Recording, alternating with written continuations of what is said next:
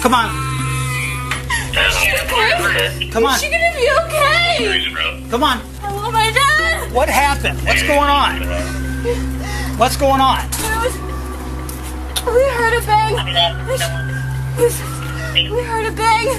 And she told me to get out. And then I heard screaming till I came back and she was on the ground. A teenage girl greets the police at the door and is covered in blood. She claims that an intruder has been in the home. In the master bedroom, they find the slain body of the girl's mother, but while police search the house for evidence of an assailant, a shocking truth comes to light. The killer is the young girl herself. This is the case of 19-year-old Sydney Powell, who murdered her mother in the family home in March of 2020. This has divided a community. A psychiatric evaluation in the wake of the murder would conclude that she was suffering from psychosis at the time of the killing. But with Sydney's history of lying and the presence of mind to stage the crime scene, many have their doubts. Was it insanity or something more sinister? Before we get started into this true crime, please like, share, subscribe. And if you're watching on TikTok, please join me at Everything True Crime, the #1 on YouTube. This case begins at 11 a.m. on March the 3rd, 2020. 50-year-old Stephen Powell is at work at the family's steel mill company in Akron, Ohio, when he receives a notification on his phone. Life 360, a friend tracking app, has sent an alert that his 19-year-old daughter, Sydney, has just arrived home. Stephen is worried the school term hasn't finished, and Sydney is not supposed to be back for another week. What's more concerning is the day he received a troubling phone call from a staff member at the university who told him that Sydney was no longer enrolled. So you get a notification that Sydney's at home, correct? Yes, When you see that, you go home. correct. All right, and why did you go home? See why she was home? Okay. Did you have any concern for her at that time? Just because Mom Gigi said she wasn't enrolled, but no, I was going to go home and see why she was home so early. And did you take your phone with you when you went home? No, And why not? I just left it at work so the 360 app wouldn't show me coming home. Okay. Did you not want Sydney to be able to see that you were coming home? I would imagine that was my intent. Okay. Stephen makes the 15-minute drive back to his house where he finds Sydney in the basement.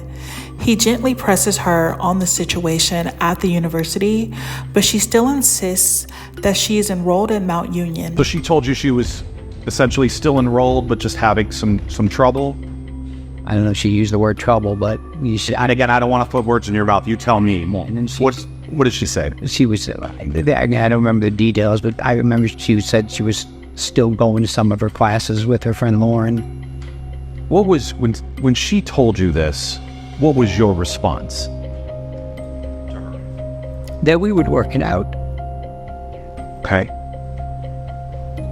Do you remember telling her, and I know you had a conversation with the police too, do you remember telling her that, you can't run away from your problems, you have to face them? I said we'd go through, get through this semester, and if you needed to take the summer off or we would work through it.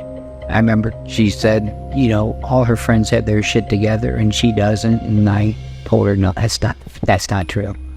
Do you remember telling her, let's call the school back, get reinstated, something along those lines?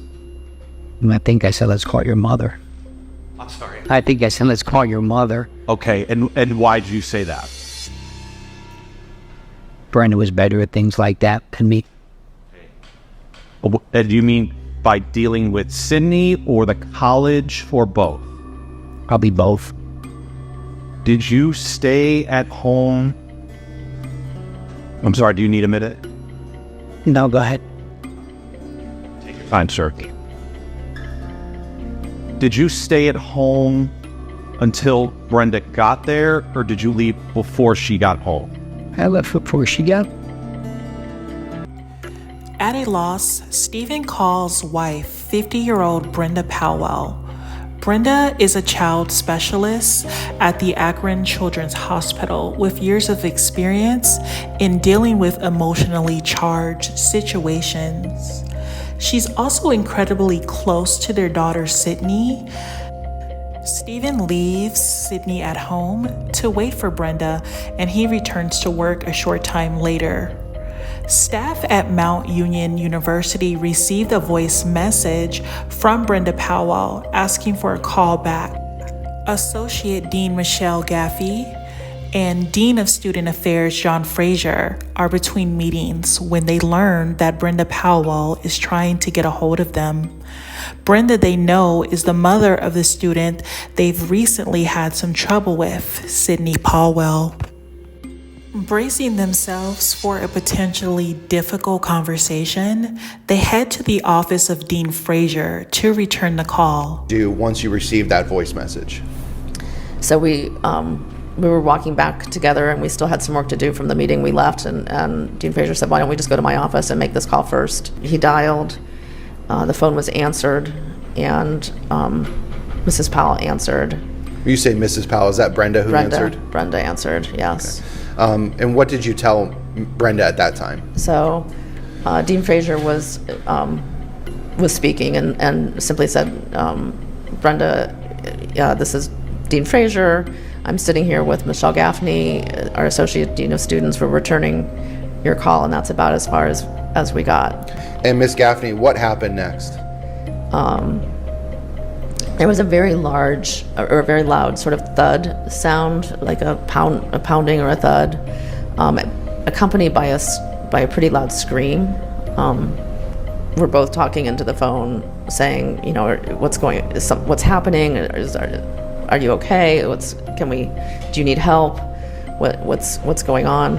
And when you say the phone cut off, did the call drop, or the was call it dropped? Okay. We lost the call. Okay. We called the number back.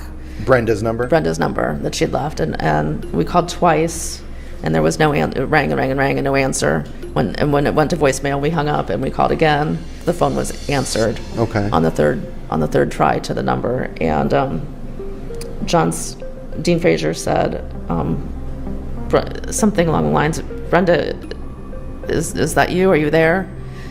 And the voice on the other end said, yes, this is Brenda. Yes, this is Brenda. Now, Miss Gaffney, did you recognize that voice on the line? Yeah. Okay, was that Brenda Powell? It was not Brenda. Who did you recognize that voice to be? I was sure it was Sydney. Both Dean Frazier and I looked at each other and sort of shook our heads at each other and said, that's not Brenda. And he then said,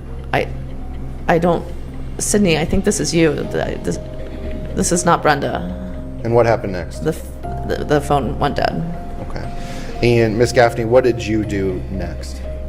We called the Akron police. When the police arrive at the home on Scudder Road, they are totally unprepared for what they find. The ground. So there's. Who is it? My mom. There's someone broke in the back window. All right, hold on. And she's on the ground. And there's. Hold on. Come on. Come on. Is she gonna be okay? Come on. I want my dad. What happened? What's going on? What's going on? We heard a bang. We heard a bang. And she told me to get out. And then I heard screaming. So I came back and she was on the ground. An officer takes Sydney outside, and she tells police that she heard a bang and that her mother told her to get out, and then she heard screams.